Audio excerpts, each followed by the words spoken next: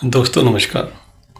आप सभी का दिल्ली जल बोर्ड के यूट्यूब चैनल आवाज़ में आज फिर स्वागत है। आज मैं जो आप सबके समक्ष हाजिर हुआ हूँ उसकी एक बहुत बड़ी वजह है, और वजह यह है कि पिछले कई सालों से एक मुद्दा है जो सभी यूनियनों के लिए सबसे ज़रूरी है।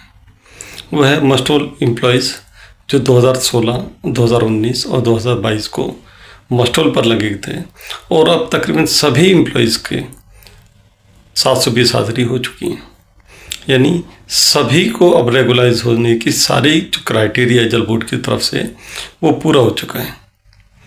लेकिन समझ में नहीं आ रही है कि देर की वजह क्या है, देर क्यों की जा रही है।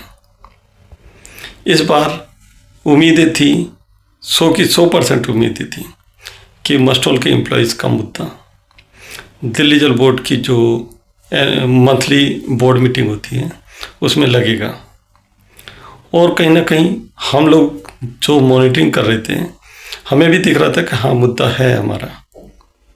लेकिन अचानक मुद्दा हटता है, सीओ साहब सभी यूनियनों को बुलाते हैं और कहते हैं 24 तारीख को कि जी आपका मुद्दा नहीं लग रहा है। रीज़न सिर्फ यही कि हमें भी आदेश नहीं है। आखिर आदेश क्यों नहीं हो रहे हैं? क्या ऐसे प्रेशर्स हैं जो हम लोगों को मस्टोल एम्प्लॉयज़ को रेगुलर नहीं किया जा रहा है? बार बार रिक्वेस्ट करने पर कोई रिजल्ट नहीं आ रहा है। मस्टोल एम्प्लॉय बीमारी की वजह से अपने को और अपने परिवार के लोगों को स्ट्रगल कर रहे हैं। कई लोग जान से हाथ धो बैठे हैं। क्या जो मस्टोल के एम्प्लॉयज़ मारे जा रहे हैं उसे अगर कानूनी भाषा में कहा जाए तो अटेम्प्ट टू मर्डर नहीं कह सकते, क्योंकि ये जो एम्प्लॉयज़ हैं ये जल बोर्ड के एम्प्लॉयज़ हैं, और जल बोर्ड की ड्यूटी है कि उनकी मेडिकल फैसिलिटी दी जाए। और अब जो है 720 हाजिरी भी हो चुकी हैं सबकी, यानी अब वो रेगुलाइज के सारे क्राइटेरिया पूरे कर चुके हैं क्राइटेरियाज। और सारे क्राइटेरियाज पूरा होने के बावजूद आप मानेंगे तो उनको उस क्राइटेरिया के हिसाब से, यानी 2016 वालों को तकरीबन 2019-20 से, 2019-20 वालों को 2022-23 से, 2022 वालों को 2024-25, मैं कहता हूँ 26 भी मान लो तो अप्रैल में आप वो सब इन टाइटल हैं, आप उनको बैकडेट एरियर दे देंगे, बहुत अच्छी बात है। आप उनको ईएल्स सारी दे देंगे, ये भी अच्छी बात है। आप उनकी सर्विस भी काउंट करोगे, बहुत अच्छी बात है। लेकिन क्या आप उनकी जान वापस कर देंगे?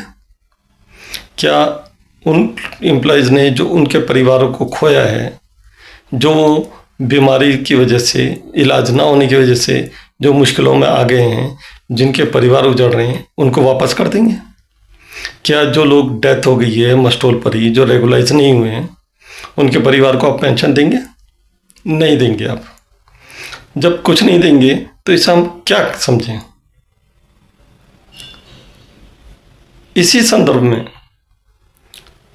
दिल्ली जल बोर्ड मजदूर संघ की तरफ से एक आवाज़ उठी है। वो आवाज़ है कि 1180 जो मस्टोल एम्प्लॉयज़ हैं उनको रेगुलाइज नहीं किया जा रहा है, उसके खिलाफ दिल्ली सचिवालय में एक प्रदर्शन किया जाएगा। ये प्रदर्शन 18 तारीख को सुबह 10 बजे से शुरू होगा। मैं चाहता हूँ कि प्रदर्शन की डेट आने से पहले सरकार, विभाग और सारे अफसर इस चीज़ को समझें, हमें मजबूर ना करें कि हम प्रदर्शन करें, भूख हड़ताल करें, आप लोगों के खिलाफ खड़े हों। लेकिन आप अगर मजबूर करेंगे तो एम्प्लॉय कमज़ोर नहीं है। हम लोग शांतिपूर्वक आपके खिलाफ प्रदर्शन करेंगे, हम भूखे रहेंगे और जब तक भूखे रहेंगे जब तक हमारे शरीर में जान है। हम पीछे हटने वाले नहीं हैं। मैं दिल्ली जल बोर्ड की यूनियंस जो अभी मीटिंग में सीईओ साहब ने भी बुलाई थी, उन सभी यूनियनों से अनुरोध करता हूँ कि वो सब यूनियन राम अवतार गौड़ दिल्ली जल बोर्ड मजदूर संघ के जो अध्यक्ष हैं उनकी अगुवाई में चलें या उनके साथ चलें या उनको पीछे करके चलें। हम लोगों में ये लड़ाई नहीं होनी कि कौन आगे चलेगा कौन पीछे चलेगा। लड़ाई ये है कि हम अपने मुद्दे जो मस्टोल एम्प्लॉयज़ के हैं उनको रेगुलाइज कराया जाए, जो जल बोर्ड में प्रमोशन कोटा खाली पड़ा है उसको पूरा करा जाए और बहुत सारी जो डिमांड है उन्हें पूरा करा जाए। साथ ही मैं दिल्ली जल बोर्ड के जो मस्टोल के एम्प्लॉयज़ हैं उनसे भी अनुरोध करता हूँ कि हम आप लोगों के लिए लड़ रहे हैं, आप लोगों के लिए धरना प्रदर्शन हो रहा है, आप लोगों के लिए हम भूखा रहने को तैयार हैं। आप लोगों का भी साथ चाहिए, आप हमारे साथ खड़े हों।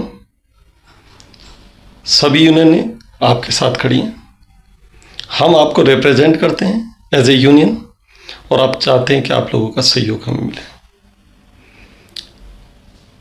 उम्मीद करता हूँ कि आप मेरी बातों को गंभीरता से लेंगे, समझदार हैं, समझदारी से चलेंगे और ये जो प्रदर्शन की बात है हम डिपार्टमेंट से आग्रह करते हैं कि वो हमें इस हद तक ना पहुँचें, हमें मजबूर ना करें, लेकिन अगर मजबूर करेंगे तो हम प्रदर्शन करेंगे, हड़ताल करेंगे, भूख हड़ताल करेंगे आप लोगों के साथ। इन्हीं शब्दों के साथ मैं आप सभी को धन्यवाद देता हूँ और उम्मीद करता हूँ कि आप सबका साथ हमारे साथ होगा।